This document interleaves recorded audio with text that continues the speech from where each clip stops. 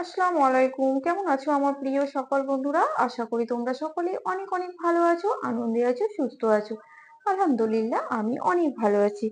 আমার সকল বন্ধুদের জন্য রইল অসংখ্য ধন্যবাদ, অনেক অনেক ভালোবাসা ও শুভকামনা। আজকে আমি তোমাদের সঙ্গে শেয়ার করতে চলেছি মূলোর একটা অসাধারণ রেসিপি, যা খেতে কিন্তু ভীষণ ভালো লাগে।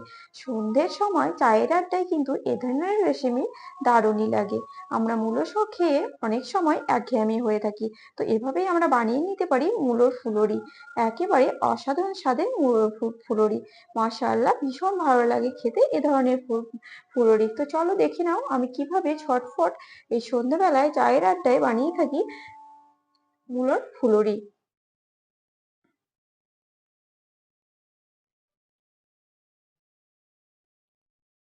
তার জন্য এখানে আমি কিছু মূলো নিয়ে নিয়েছি। আর মূলোগুলোকে দেখো আমি দুভাগ করে কেটে নিয়েছি, টুকরো করে। এখানে আমি অনেকগুলো মূলো নিয়েছি আর মূলোটাকে কিন্তু পরিষ্কার করে ধুয়ে নিয়েছি। এবারে মূলোগুলো একটু সরু সরু মিহি মিহি, কারণ হচ্ছে এটা আমার ছাদের মূলো। তার জন্য খুব একটা বেশি মোটা নয় এটা, সেই কারণে মিহি মিহি।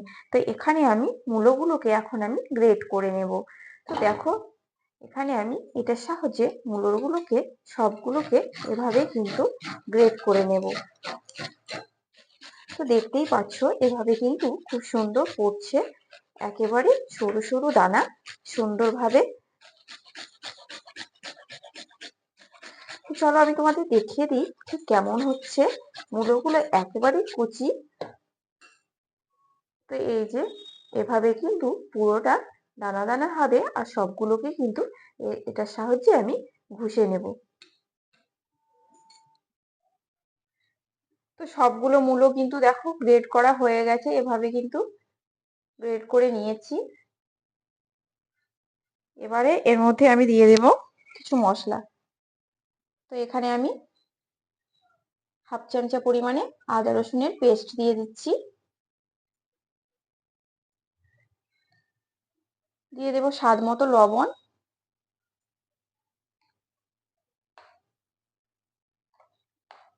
দিয়ে দিচ্ছি হাফ চামচা জিরের গুঁড়ো, হাফ চামচা ধনে গুঁড়ো,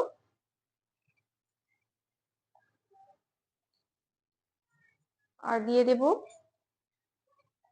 হাফ চামচা গরম মশলা গুঁড়ো। গরম মশলা অবশ্যই দেবে, কারণ গরম মশলাটা দিলে খুব সুন্দর ফুলুরির টেস্ট আসবে। এবারে এখানে আমি দিয়ে দেব এক চামচা বেসন। তারপর এখানে আমি দিয়ে দিচ্ছি একটা দুটো ডিম। কারণ আমি গরম মশলাটা দিলাম, তার কারণে যারা ডিমের গন্ধটা পছন্দ করে না তাদের জন্য ডিমের গন্ধটা থাকবে না, তার কারণে আমি গরম মশলাটা দিয়ে দিলাম। তাতে করে খুব সুন্দর একটা ফ্লেভার আসবে, খেতে কিন্তু ভীষণ ভালো লাগবে। এবারে এখানে আমি দিয়ে দিচ্ছি কিছু লঙ্কা কুচি।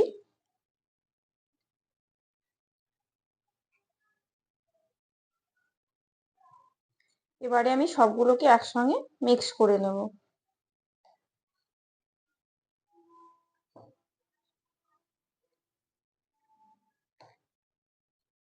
তো দেখো সবগুলোকে কিন্তু একসঙ্গে মিক্স করে নিলাম।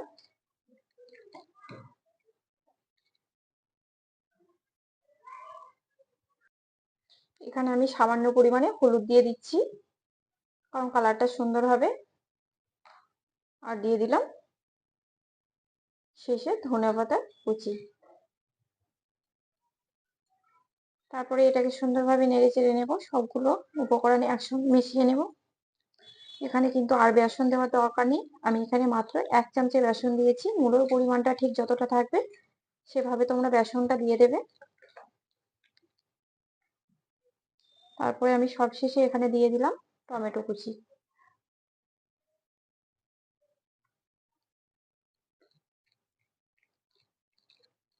তো সবগুলো উপকরণ দিয়ে আমার মেশানো হয়ে গেছে। তো এখানে আমি সরিষার তেল দিয়ে দিচ্ছি প্রথমে। তো তেলটা কিন্তু গরম হয়ে গেছে, এবারে আমি ছোট ছোট করে ফুলুরি গুলোকে দিয়ে দেব।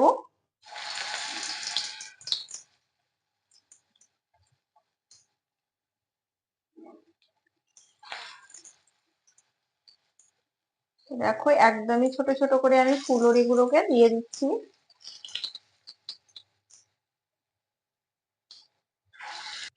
তো দেখো একে একে কিন্তু অনেকগুলো ফুলুরি একসঙ্গে দিয়ে দিয়েছি। এবার ফুলুরি গুলোকে আমি মিডিয়াম আঁচে ভেজে নেব।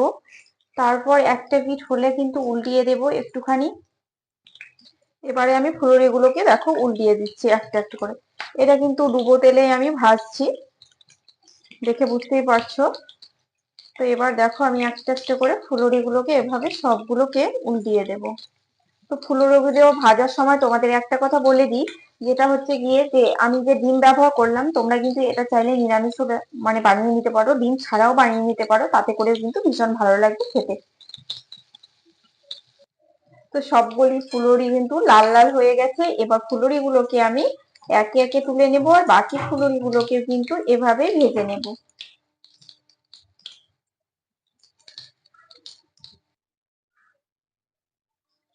বাকিগুলোকে একইভাবে ভেজে নিচ্ছি। দেখো এভাবে কিন্তু ছোট ছোট করে ফুলুরি শেপে দিয়ে দেবো।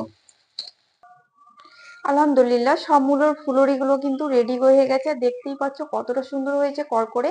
এ ধরনের মূলোর ফুলুরির রেসিপি কিন্তু ভীষণ ভালো লাগে। আমরা সব সময় একঘেয়েমি হয়ে যাই মূলোর খেয়ে, তো এভাবে কিন্তু সন্ধ্যাবেলায় চায়ের আড্ডায় মূলোর ফুলুরি বানিয়ে দেখতে পারো।